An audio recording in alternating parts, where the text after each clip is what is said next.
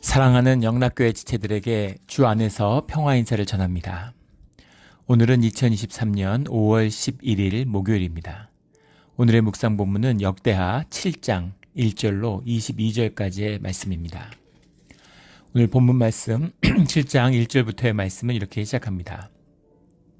솔로몬이 기도를 마침에 불이 하늘에서부터 내려와서 그 번제물과 제물들을 사르고 여호와의 영광이 그 성전에 가득하니, 성전의 낙성식이라고 알려져 있는 봉헌 예배를 드리는 거죠.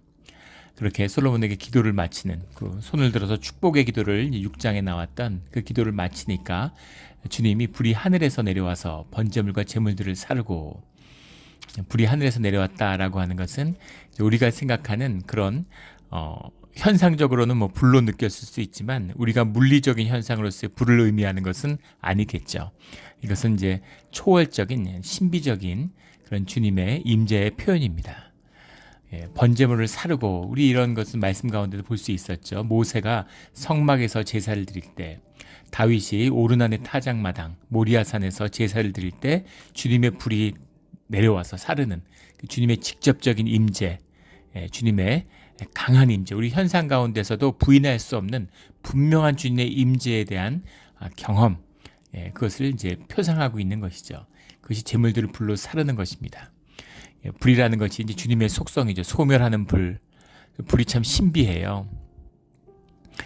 제가 그 영국에 유학할 때 거기 그 이제 케임브리지에서 그 이제 교수로 있는 불을 연구하는 분이 계셨습니다. 롤즈로이스라고 하는 그 세계에서 그 비행 엔진을 만드는 회사가 3개밖에 없다고 그러죠. 그 중에 하나가 롤즈로이스인데 2개는 이제 미국 회사고, 이제 거기서 이제 연소에 대한 케임브리지 대학하고 같이 이렇게 조인을 해가지고 프로젝트를 하는데, 그 불의 연소율이 한 28% 이렇게밖에 안 된다는 거예요. 20몇 프로, 한 70여 프로는 이제 열량을 손실해 버리는 거죠. 근데 그 열량을, 그 효율을 1%만 개선해도 어마어마한 거라는 거예요. 근데 그런 연구를 하는 분이죠. 불박사입니다. 불박사. 그래서 그분한테 제가 물어봤어요. 그 불을 연구하는 최대 이슈가, 현안이 뭐냐, 가장 근본적인 주제가 뭐냐, 이러니까 불이 도대체 뭐냐, 연소가 무엇이냐 하는 것을 모른다 그럽니다. 그래서 신기하죠. 인간 문명의 기초가 불에서 시작됐는데, 그렇게 불을 이용하는 법을 알아서 세상을 지배하게 됐는데, 근데 불이 정확히 뭔지를 모른다는 거예요. 불이라는 게 정확히 어떤 현상인지를. 우리는 이제 그 말뜻도 잘 이해가 안 되죠. 그런데 하늘로부터 그 불이란 속성, 그 신비죠. 그 신비 가운데 임하시는 주님의 임재, 그것이 성전에 가득했다. 여호와의 영광이 성전에 가득했다. 빽빽한 구름을 의미한다. 그건 이제 우리가 눈으로 보고 경험적으로 느끼는 현상적인 것이지, 정확히 주님의 영광과 임재가 무엇인지를 어떻게 알겠습니까? 하지만 주님의 압도되는, 또 그 임재를 부인할 수 없는 우리가 경험적인 우리의 체험과 깨달음이 또 있잖아요. 그걸 아는 분들은 이런 것이겠지 하고 느낄 수 있는 것이죠. 그것이 2절에 나오는 여호와의 영광이 여호와의 전에 가득함으로 제사장들이 여호와의 전에 능히 들어가지 못하였고, 주님의 임재가 실제 성전에 임하니까 제사장들이 성전에서 제사 드리는 분들이잖아요. 그 모든 과정들을 집례하는 사람들인데 성전에 감히 들어갈 수가 없는 주님이 계시니까 압도적인 거죠. 그 앞에 나아가지 못하는 겁니다. 이게 예배예요. 주님이 허락하시는, 주님이 인도하심이 없으면 누가 주님 앞에 설 수가 있습니까? 주님 앞에 가면 죽는 것이죠. 주님이 우리의 예배를 받아주시고 우리와 함께 해주시겠다라고 약속하시고 함께 하시는 겁니다. 그 예배의 과정인 거죠. 이 영광을, 이 은혜를 뭐라 말할 수 있겠습니까? 이 예배의 참된 의미죠. 미리 와서 기도하고 서로 예배를 준비하는 그런 예배가 돼야 돼요. 예배하는데 중간에 이렇게 와가지고 듣다가 축도할 때 먼저 나가고, 그런 것은 예배가 아닙니다. 이게 무슨 의미가 있어요? 우리의 마음, 우리가 주님을 만나주시는 주님의 임재가 우리의 영이신 주님을 만나는 우리의 영인데, 우리가 영으로 주님 앞에 나오지 않는데 육으로 나오는데 그게 무슨 의미가 있겠습니까? 그래서 주님의 그 임재가 근데 모두가 하나 되고 한 마음이 되어가지고 공동체가 주님 앞에 서게 되니까 주님의 강한 임재가 임하는 것이죠. 압도되는 겁니다. 제사장들이 여호와의 성전에 들어가지 못해요. 3절에 돌을 깐 땅에 엎드려, 여호와의 영광이 성전 위에 있는 것을 보고 돌을 깐 땅에 엎드려 경배하며, 다들 일어날 수가 없는 것이 다 무릎 꿇고 있는 겁니다. 제 경험을 하나 말씀드린다면, 주님의 이제 말씀을 묵상하죠.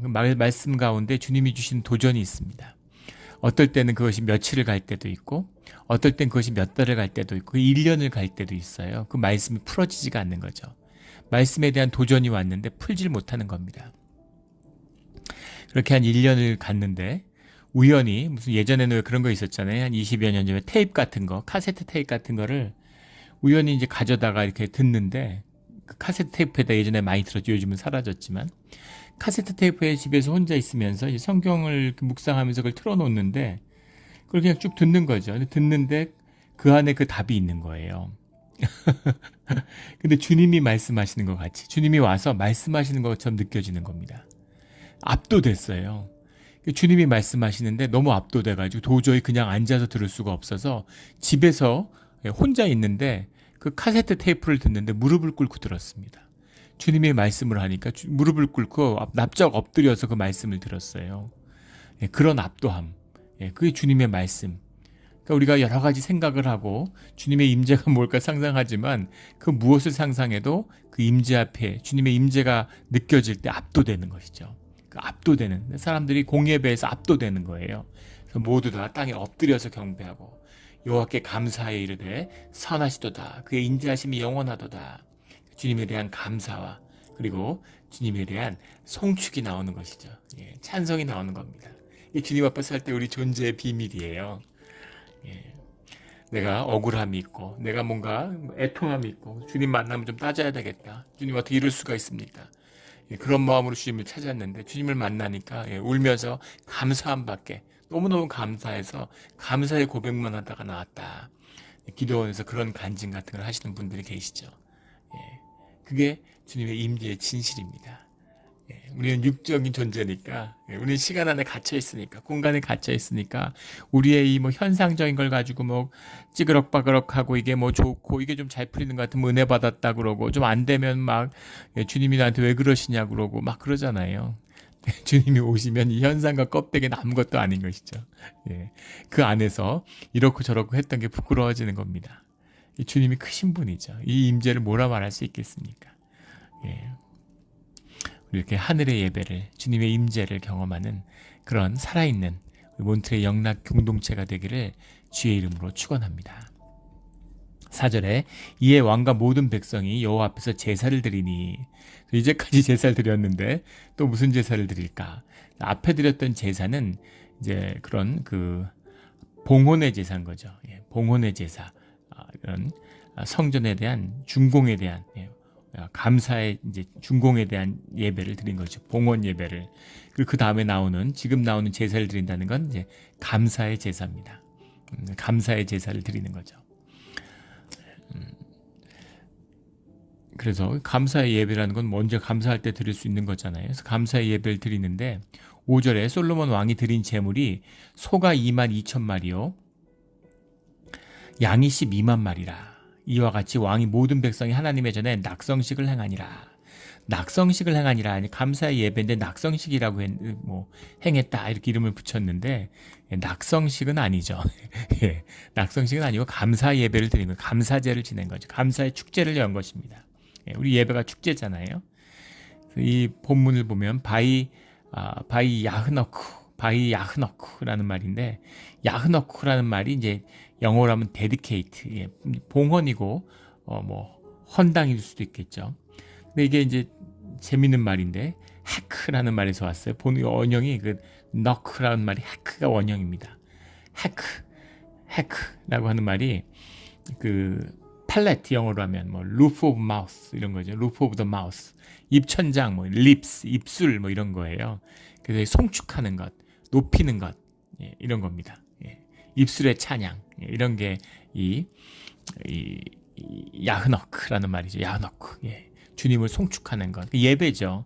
주님께 감사를 하고 주님께 소리 높여서 주님께 감사합니다. 주님은 정말 선하십니다.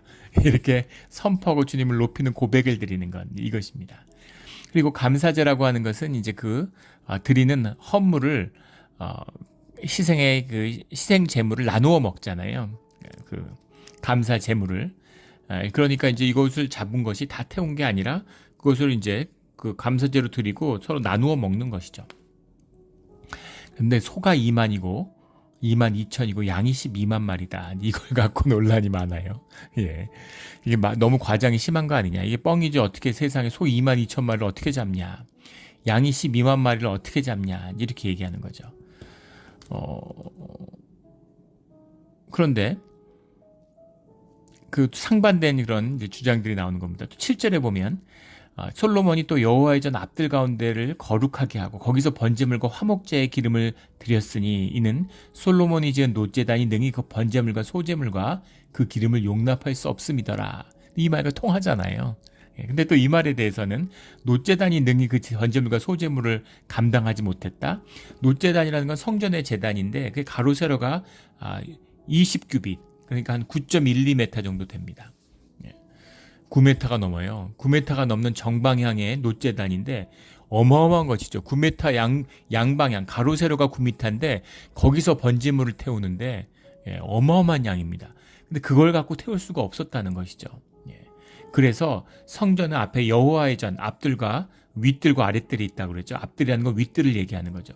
거기를 거룩하게 하고 거기를 구별해서 그 뜰을 전체에서 드렸다는 거죠. 거기에 제단을 만들었다는 얘기는 아닙니다. 성전 안에 제단이 있는데 밖에다 또 제단을 만든 건 아니고, 근데 사실 제단을 만들 수도 있었겠지. 필요에 따라서는. 그렇게 하지 않았다는 겁니다. 그런 식으로 필요에 따라서 만들면 안 되겠죠. 그런데 지금 놋제단으로 감당이 안 되니까, 그러니까 전에 앞들 그 전체에서 그 윗들 전체에서 그걸 번제단처럼 구별해서 거기서 번제를 드렸다, 이런 얘기입니다. 그래서 거룩하게 하고라는 건 구별했다. 여기는 이제 윗들이 아니야. 여기 서 있지 말고 다 나가. 여기는 이제 이 제단과 마찬가지야. 제단처럼 구별돼야 돼. 이런 의미입니다.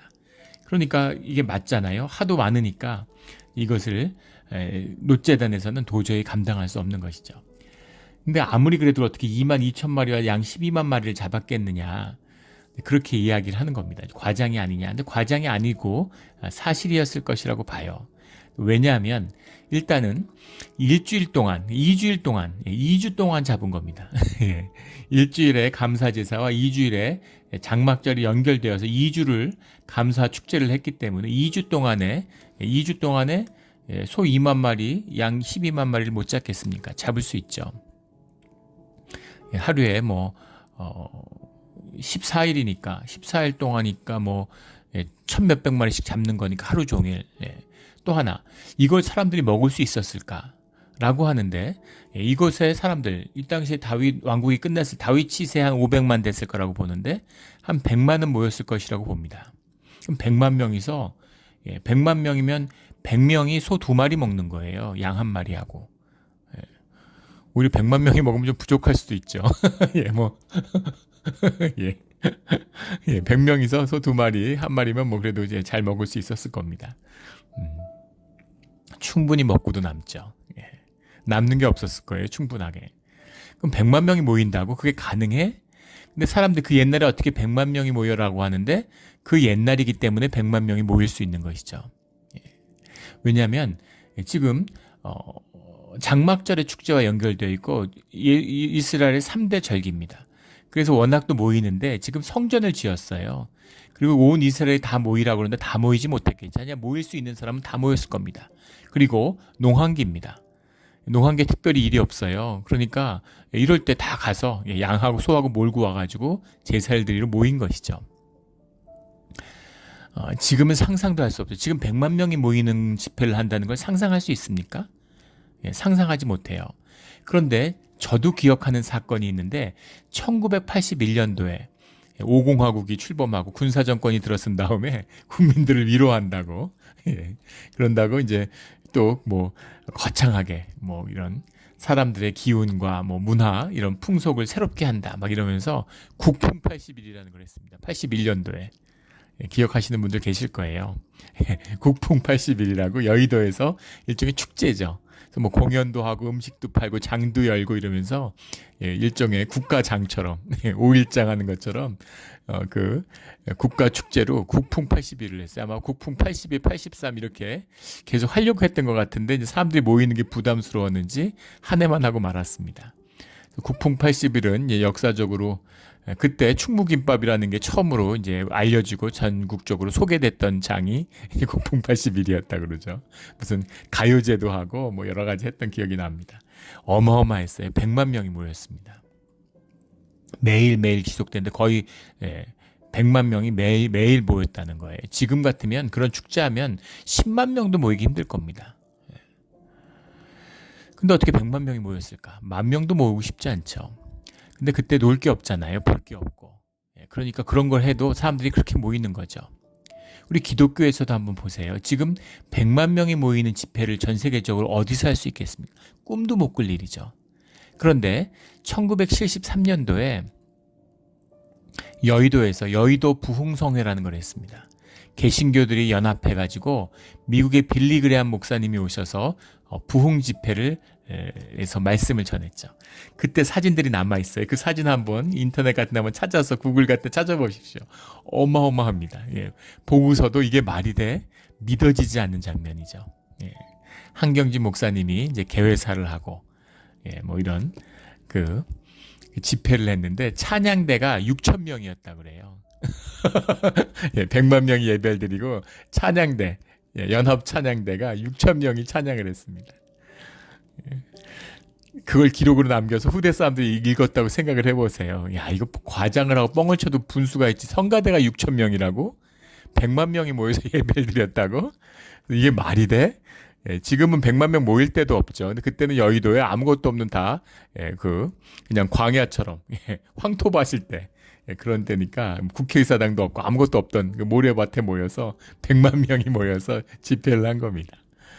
한번 사진들이 있는데 아마 보고도 믿어지지 않을 거예요. 물론 거기에 참석하신 분들도 있고 또 그 당시에 충분히 이해할 수 있는 분들도 계시지만 우리 후대 세대들, 우리 다음 세대, 다다음 세대 가면 믿어지지 않는 사람들이 어떻게 물리적 오프라인에서 100만 명이 모여 상상할 수 없는 일인데 그렇게 예전으로 옛날로 갈수록 시청률 예전에 시청률 뭐 드라마 웬만하면 뭐 50% 나오고 막 70% 나오고 그래. 채널이 두세 개밖에 안 되니까.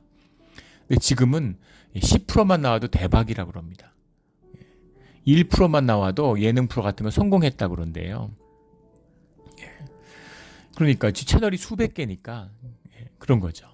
그래서 옛날에 더 사람들이 잘 모이고 예전에 더 사람들이 모여서 이런 걸 하는 축제하는 거에서 더 성대했다라는 것을 충분히 짐작할 수 있겠죠. 근데 이 시대에 여호와의 성전을 세우고 한 이스라엘을 확인하는 그것도 또 장막절에 함께 열리는 이 감사제에 뭐 한 100만 명 모이는 거 더 모였을 수도 있죠. 심지어 제2성전 시대 때 예수님 때 예루살렘에도 100만 명 또는 200만 명이 모였다 이런 기록들이 있습니다. 이스라엘의 그 예루살렘이 어마어마하게 사람이 모이던 곳이라는 걸 알 수 있죠. 그러니까 뭐 사실 모여서 뭐 소 22,000마리, 양 12만 마리 잡아서 나누어 먹는 건 아무것도 아니었을 거예요. 지금 대단해 보이는 거지. 그 시절에는 뭐 충분히 이렇게 모일 수 있었을 겁니다. 그러니까 성전이 낙성식을 하니까 더 사람들이 거기 함께하고 싶고 더 모이고 싶었겠죠. 모인 거죠. 그래서 가로 세로 20규빗의 놋제단이 능히 그 번제물과 소제물과 기름을 용납할 수 없습니다라. 그래서 앞들 전체에서 번제를 하는 그런 어마어마한 주님 앞에 제사를 드렸다라는 겁니다. 어마어마해서 대단한 것이 아니라 사람들이 마음을 모으니까 이렇게 풍성하고 은혜가 넘치는 것이죠. 또 소 22,000마리라는 게 소가 22,000마리밖에 없는데 다 잡겠어요. 농사는 뭘로 져요? 그러니까 그만한 여유가 있고 그만한 풍성함과 은혜가 넘쳤다는 것이죠. 그리고 사람들 다 모이면 땅은 누가 지키고 소는 누가 키우고 전쟁은 누가 합니까? 근데 그런 평화와 이스라엘을 지켜주시는 주님의 통치가 임해서 평강과 화평이 임했다는 것이죠. 그 모든 것이 들어있는 거예요. 풍족함이 사람들 여유가 있는 것이죠. 그것입니다. 은혜죠. 은혜예요. 8절에 그때 솔로몬이 7일 동안 절기를 지켰는데 하맛 어귀에서부터 애굽 강까지의 온 이스라엘의 심히 큰 회중이 모여 그와 함께 하였더니 7일 동안 절기를 지켰다는 이 7일은 장막절을 말하는 거죠. 날짜로 보면 7월 8일부터 7월 22일까지 2주간 지속됐음을 알 수 있겠죠. 낙성식을 일주일, 감사축제 일주일하고 장막절 축제 일주일이 붙어서 2주 동안 축제를 했다는 걸 알 수 있습니다. 하맛 어귀에서부터, 하맛 어귀라는 말이 성경에 많이 나오죠. 자주 나옵니다. 근데 이것이 이제 유프라테스 강의 줄기로 가나안 땅에 흐르는 오론테스 강이라고 그러죠. 오론테스 강, 북쪽에 있는 오론테스 강을 말하는 거고, 부터 애굽 강까지 온 이스라엘의 심히 큰 회중이, 애굽 강이라는 표현도 성경에 자주 나오는 겁니다. 창세기의 15장인가요? 보면 애굽 강 뭐 이런 거 나오고, 또 뭐 여호수아 이런 데 봐도 뭐 애굽 시내 뭐 이런 표현들 많이 나오는데, 이 애굽 강, 애굽 시내가 나일강을 이야기하는 것은 아니죠. 그것은 그 애굽 안에 있는 강이니까 그게 아니라 가나안 땅에 있는 강입니다. 근데 이름이 애굽 강이죠. 근데 애굽 강인데 애굽 강이라고 부르는 이유는 이것이 이제 가나안 땅에서 애굽 방향으로 흐르기 때문이었겠죠. 바란이라고 하는 광야에서 지중해 쪽으로 흘러가는데 그 강이 이제 그 나일강 하류지대와 이렇게 만나게 되니까 애굽강 이렇게 불렀다는 거죠. 근데 강이 이제 자꾸 움직이니까. 근데 이름이 와디 엘 아다시라고 하는 와디 엘 아리시라고 하는 이름이에요. 와디 엘 아리시, 엘은 뭐 주님 이런 뜻이고, 근데 와디라는 말이 들어있다는 겁니다. 와디라는 말이 들어있는 걸로 봐서는 이것이 늘 흐르는 강은 아니라 와디라는 것이 이제 간헐천, 비가 왔을 때만 생겨나는 강, 또는 강은 있지만 비가 와야 제대로 흐르는. 우리는 이제 그런 강에 익숙치 않지만 그 아프리카 이런 데 가면 이제 그런 강들이 많죠. 이 소아시아도 마찬가지. 우리 캘리포니아도 그렇죠. 우리 살리나스 강, 우리 동네 흐르는 몬트레이 카운티를 가로지르는 살리나스 강이, 우리 몬트레이 카운티가 미국에서 최대 곡창지대인 캘리포니아에서도 최대 곡창지대죠. 농사하는 데서 굉장히 중요한 땅이라고 그래요. 그런데 우리 그 너무나 잘 아는 그 에덴의 동쪽 우리 그 미국에 처음으로 노벨 문학상을 안겼던 그 에덴의 동쪽의 무대가 이 살리나스잖아요. 살리나스의 그 강에 대한 이야기가 많이 나옵니다, 책에. 이 지역에 왔을 때 도대체 살리나스 강이 어딜까? 강이 없잖아요. 도대체 살리나스 강이 어딘가? 그래서 사람들한테 물어도 다들 잘 모르시더라고요. 근데 이 살리나스 가다가 살리나스 강을 지나가게 되잖아요. 근데 너무 가서 처음에 깜짝 놀랐습니다. 너무 좁아서. 이게 무슨 개천도 아니고. 너무 보잘것없는 실개천 같잖아요. 강이. 물도 거의 없고. 거기다가 또 뭐 지난 10여 년간 가뭄이었으니까 수십 년간의 가뭄 중에 극심한 가뭄이었죠. 지난 또 뭐 한 10년 동안은. 그러니까 와서 뭐 강물이 거의 없고 마르고, 이건 뭐 개천 같은. 그래서 이걸로 어떻게 농사를 짓나? 뭐 이게 무슨 거창하게 살리나스 강이라 그러나 이제 그랬는데, 금년에 작년 겨울부터 금년 봄까지 이제 엄청난 비가 내렸죠. 살리나스 강이 찰 뿐만 아니라 차고 넘쳤죠. 그래서 그 살리나스 일대가 다 잠겨서 깜짝 놀랐습니다. 충격을 받았어요. 거기 지나가 길이 막힌 적도 있었고, 뭐 대단했죠. 근데 그 강의 어마어마한 압도적인 강을 보고 깜짝 놀랐습니다. 거기다 주변에 침수가 돼가지고 거대한 호수같이 보이기도 하고, 그 어마어마함에 깜짝 놀랐어요. 근데 이런 거죠. 이 와디입니다. 와디. 우기에 크게 커지는 강, 흐르는 강, 이게 와디죠. 와디엘 아리시라고 하는, 이것을 이제 애굽 강이다. 이건 가나안에 있는 강이다. 그러니까 이제 팔레스타인의 지경을 이야기하는 것이죠. 거기 있는 사람들이 다 모여서 이 장막절의 절기를 지냈다라는 겁니다. 이것이 왜 장막절이라고 보느냐면 9절 말씀 때문이에요. 8째 날에 무리가 한 성회를 여니라. 장막절이 일주일간의 축제를 벌이고 8째 날에 성회를 여는 거죠. 이게 예배 원형입니다. 모두가 하나 돼서 한 마음이 된, 우리가 하나 됐음을 주님 앞에서 기뻐하는 것, 이것이 예배죠. 그래서 무슨 양 잡는다고 예배가 아니고 소 잡는다고 예배가 아니죠. 마음입니다. 하나됨이에요. 교회의 화목입니다. 공동체의 화목함이 있어야 예배가 예배로 드려지는 거예요. 갈등하고 싸우고 이러는데 예배가 될 수 없습니다. 그 예배를 흉내내는 것이죠. 주님 앞에 하나된, 그래서 그 같이 모여서 하나됨을 기뻐하는, 그리고 그 기뻐함이 화목이 이루어졌음을 주님 앞에 나아가서 주님께 보여드리고 주님과 함께 기뻐하는 것. 주님이 기뻐하시니까. 그것이 여덟째 날의 성회죠. 성회를 여는데 제단의 낙성식을 7일 동안 행한 후 이 절기를 7일 동안 지키니라 이렇게 되어 있죠. 10절에 일곱째 달 제23일에 왕이 백성을 그들의 장막으로 돌려보내매 여기서는 집으로 돌아갔다는 얘기입니다. 열왕기에 보면은 같은 열왕기의 기록을 같이 쓰고 있는 거잖아요. 열왕기 상 8장에 보면 22일 날 23일에 돌아갔다 그렇게 돼서 이제 틀린 것처럼 나오는데 그렇지 않죠. 22일 날은 절기가 끝났으므로 백성을 해산하는 겁니다.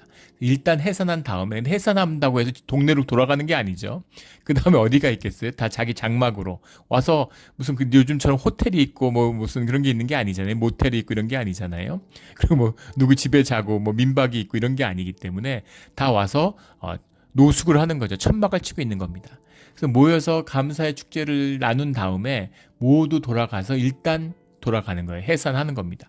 그리고 감사한 마음으로 성회를 다시 모이는 거죠. 그리고 이제 성회가 23일은 성회가 끝났기 때문에 이제 장막으로 돌려고 이 장막은 동네를 말하는 거죠. 고향으로 돌아가라. 이렇게 이해하면 되겠습니다.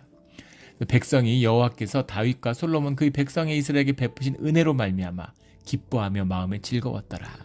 기쁨이 가득한 거죠. 기쁨과 감사가 가득한 겁니다. 우리가 예배를 드리고 그 기쁨으로 애찬을 나누는 거죠. 같이 친교를 나누는 거죠. 그 주님이 주신 기쁨, 주님 안에서 하나 된 기쁨을 서로 나누는 그 기쁨의 축제. 이것이 예배고 애찬이에요. 예배의 연속입니다. 예배 드리면 애찬을 해야 돼요. 그 예배의 과정 가운데 있는 겁니다. 종교화되고 형식화되니까 형해화되니까 그 기쁨과 공동체를 잃어버리니까 그냥 예식, 종교 예식같이 생각하는 거예요. 거기다가 또 막 종교가 타락하니까 마치 무슨 예배의 중심이 설교처럼. 그래서 한참 예배 드리고 있는데 들어와서 설교만 듣고 설교 끝나면 집에 가고 그러면 안 됩니다. 그건 예배자가 아니에요. 공동체가 하나 됐으면 화목함을 주님 앞에 감사하고 나누는 겁니다. 그래서 애찬을 꼭 해야 돼요. 심지어는 제가 처음 교회 왔을 때 그런 질문을 하는 분이 계셨어요. 교회에서 꼭 애찬해야 되냐고. 돌아가면서 밥 짓고 준비하고 설거지하고 일이 많잖아요. 근데 교회가 작을 땐 문제가 없습니다. 교회가 몇백 명 되면 보통 일이 아니에요. 그 부엌도 그렇고 그 일들이 몇천 명 되면 그걸 공동체가 감당을 못 해가지고 그래서 용역 회사 같은 데다가 주고 하청을 줘가지고 회사가 와가지고 와서 요리사들이 와서 음식하고 뭐 이런 식으로 밥 못 먹어서 모이는 게 아니잖아요. 음식 때문에 모이는 게 아니죠. 제가 예전에 한국에 갔는데 방문했을 때 거기 예전에 같이 교회에서 사역했던 목사님이 계셨는데 이제 개척을 해서 교회가 뭐 잘 된다고 해서 가봤어요. 그때 무슨 예식장을 빌려서 예배를 드리는데 주중엔 예식장으로 쓰고 아이디어는 뭐 기가 막히죠. 근데 그게 성전인가요? 모르겠습니다. 근데 놀란 건 예배가 끝났는데 뭐 강남의 아주 한복판에서 근데 교인들이 이제 모이는데 식사를 하는데 식사를 그 애찬으로 하는 게 아니라 이렇게 호텔 같은데 이렇게 뭐예요? 그런 데다 용역을 줘서 나와서 음식을 주는 겁니다. 근데 막 스시 벤또도 있고 뭐 클럽 샌드위치도 있고 이제 그런 게 쭉 있어요. 그래서 이제 그런 거를 먹는 거죠. 사람들이 수준이 높아서 근데 그게 그 당시 한 10년 전인데 몇만 원씩 하는 겁니다. 깜짝 놀랐어요. 근데 사람들이 뭐 짜장밥하고 카레 같은 거 그러면 아무도 안 먹는다는 겁니다. 그래가지고 그런 걸 이제 해야지 먹을 사람 먹고 나가 사 먹을 사람은 사 먹고 이제 그렇다는 거죠. 근데 그거는 애찬이 아니에요. 그건 친교 식사가 아닙니다. 공동체 식사가 아니에요. 그런 짓을 하지 말라고 증거된 말씀이 성찬의 말씀입니다. 사도 바울이 증거하는 고린도서의 말씀이잖아요. 그때는 같이 모여서 이제 밥을 먹는 거죠. 그게 예배였어요. 지금같이 구별된 예배 의식이 없었습니다. 그런데 밤에 이제 그걸 같이 공동체 식사를 하는데 부자들은 일이 없고 땅을 가지고 지주들은 일찍 낮에부터 와 있는 거죠. 같이 노는 거예요. 배가 출출하고 배고프니까 먼저 음식을 먹은 겁니다. 그러니까 하루 종일 노예들이나 일해야 되는 사람들을 일을 하고 밤에 오잖아요. 밤에 왔는데 음식이 없는 거예요. 다 먹어서. 거기에 대해서 사도 바울이 이게 뭔지 아느냐, 지금 너희가 모여서 밥 먹는 이 의미가 뭔지 아느냐, 이게 예수님의 살과 피다, 이렇게 증거하고 있는 것이죠. 야, 배고파도 참아. 먹고 와. 집에 음식 있잖아. 기다렸다가 같이 먹어야 돼. 같이 먹는 거예요. 같이 먹어야 됩니다. 그 마음, 우리가 공동체가 한 가족 되었음을, 주님의 자녀됨을 고백하는 자리예요. 이것이 교회의 공동체의 식사 애찬입니다. 우리 교회는 너무나 은혜롭게 잘 되고 있는데 이 귀한 이 중심을 놓쳐서 안 됩니다. 이걸 놓치지 않는 이 중심을 지키며 공동체의 화목과 주님 앞에 예배를 이루어가는 우리 몬트레이 영락교회가 되기를 주의 이름으로 축원합니다. 이것이 드려지고 나니까 11절에 솔로몬이 여호와의 전과 왕국 건축을 마치고 그가 이루고자 한 것을 다 형통하게 이루니라. 주님이 함께하니까 형통의 길이 열리는 거죠. 주님이 주관하시는데 만물을, 인간뿐 아니라 모든 피조물이 주님의 것인데 주님의 섭리 가운데 있는데 형통한 것이죠. 다 술술 풀리는 겁니다. 쉬워요. 아주 쉽습니다. 쉬워요. 은혜죠. 어려울 게 뭐가 있겠습니까? 다 쉬운 것이죠. 쉽다는 게 세상에 잘 되고 남보다 잘 된다는 게 아니에요. 고난과 어려움이 없다는 것이 아닙니다. 그 무엇이 있던 주님께 기도하고 주님께 감사하면서 주님의 뜻에 따라 모든 일이 순리대로 풀어지는 것을 경험하게 된다라는 것이죠. 근데 그 경험과 이 경험이 안일함을 의미하는 것이 아닙니다. 형통함이라고 하는 것은 평강을 의미하는 것이죠. 주님이 다스리니까 주님의 평화가 함께하는 것이죠. 14절에 내 이름으로 일컫는 내 백성이 그들의 악한 길을 떠나. 13절 12절에 보면 만약에 우리가 죄 가운데 육신 가운데 살아가니까, 세상 가운데 살아가니까 죄를 짓고 주님을 떠나게 됐을 때 그들의 악한 길에서 떠나 스스로 낮추고 기도하여 내 얼굴을 찾으며 내가 하늘에서 듣고 그들의 죄를 사하고 그들의 땅을 고칠지라. 14절 말씀이 중요한 말씀이죠. 주님이 주신 솔로몬에게 다윗처럼 주님이 직접 와서 말씀하시는 겁니다. 그래서 백성이 그들의 악한 길에서 떠나, 동사 내기가 중요한데 악한 것에서 떠나야 되는 거죠. 삶이 먼저입니다. 행위가 먼저 나와야 돼요. 계속 악한 짓을 하면서 마음으로 돌이켰습니다. 이거 거짓이죠. 그 길에서 떠나 스스로 낮추고, 낮춘다라고 하는 것은 이게 낮은 존재죠. 연약한 존재, 작은 존재잖아요.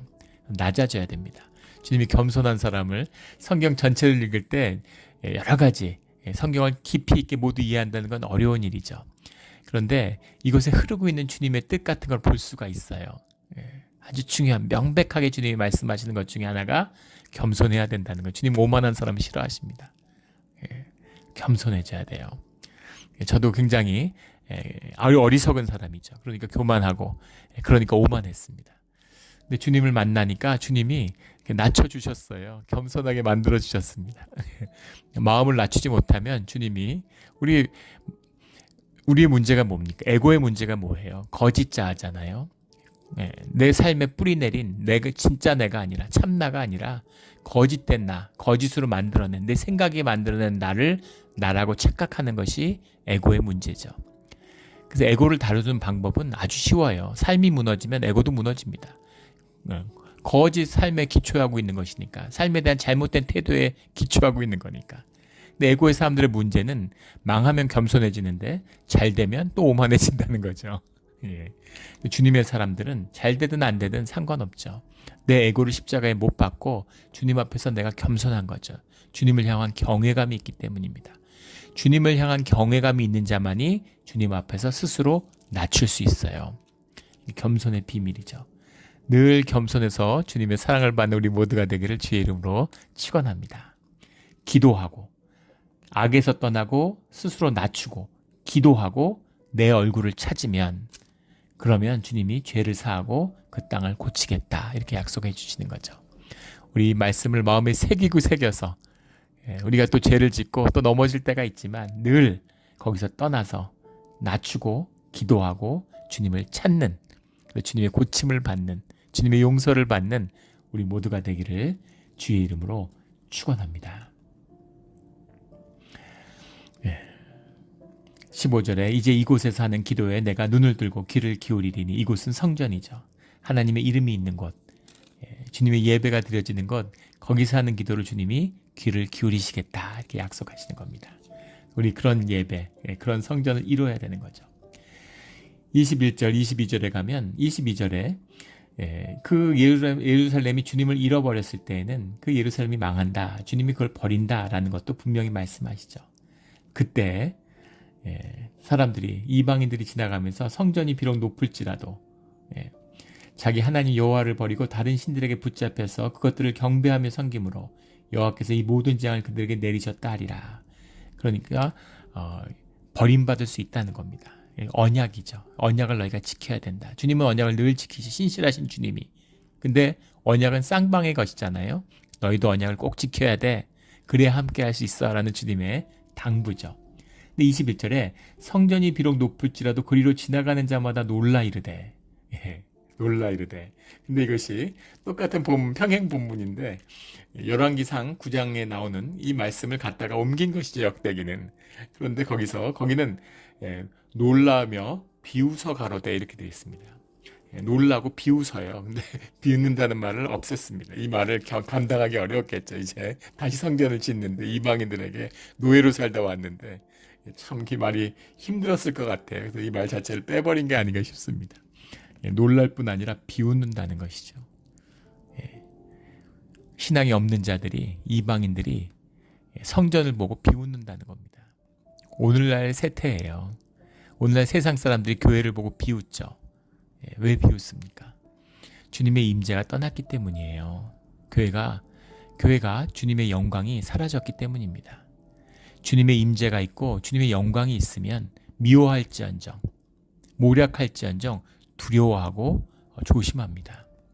조심함이 없고 두려움이 없어요. 세상 문화 이런 걸 보십시오. 교회들을 조롱하고 비웃습니다. 물론 그건 세상이 악한 본질적으로 악하기 때문이기도 하지만 동시에 오늘날 교회가 무너졌기 때문입니다. 교회를 세우는 방법, 우리의 삶을 세우는 방법, 우리의 땅을 고치는 방법, 땅이 다 망가져가지고 지금 몬트레이 바다 보십시오. 옛날에는 한 20년 전만 해도 시어터라는 게 바다에 둥둥둥 떠다녔어요. 보면 참 귀엽기도 하고 신기하기도 하고. 그 조개 같은 거 까먹고 이런 걸 보는 게 상징이잖아요. 저희 여기. 시어터를 찾을 수가 없습니다. 예전에 그 바닷가 같은데 그 바다 사자들 막 수백 마리씩 모여 있었고 그랬는데 지금은 어쩌다 몇 마리씩 봐요. 그 이유가 이것 때문이다, 저것 때문이다, 뭐 해수가 올라서 그렇다, 뭐 먹을 게 없어도 온갖 얘기들을 하는데 그런데 본질은 뭐냐면 땅이 고장난 겁니다. 이것을 고칠 수 있는 분은 주님밖에 없어요. 이 무너진 삶의 현실을, 자리를 돌릴 수 있는 것은 주님밖에 없습니다. 우리 시대에 예배가 회복되어서 교회가 회복되고 공동체가 회복되고 우리 삶의 자리와 삶에 살아가는 우리 터전이, 우리 자녀들의 삶이 회복되는 그 영광을, 주님의 영광을 꼭 보는 우리의 예배가 되기를 소원합니다. 예배에서는 그 예배자들이 되시기를 주의 이름으로 축원합니다. 아멘. 기도드리겠습니다. 하나님 아버지 감사합니다. 오늘 정말 예배가 무엇인지 주님과 우리가 만나는 예배의 원형적인 모습을 보았습니다. 우리 그런 아름다운 성전이 세워지고 보이지 않는 성전이 세워져서 주님의 이름이 그곳에 있음에 거기서 드는 모든 기도가 주님의 귀에 상납되고 또 주님이 우리와 함께 하심으로 우리의 삶 가운데 형통의 길이 열리기를 소원합니다. 주님 함께하여 주시옵소서. 주님 믿음을 허락하여 주시옵소서. 감사하며 예수 그리스도 이름으로 기도드렸습니다. 아멘.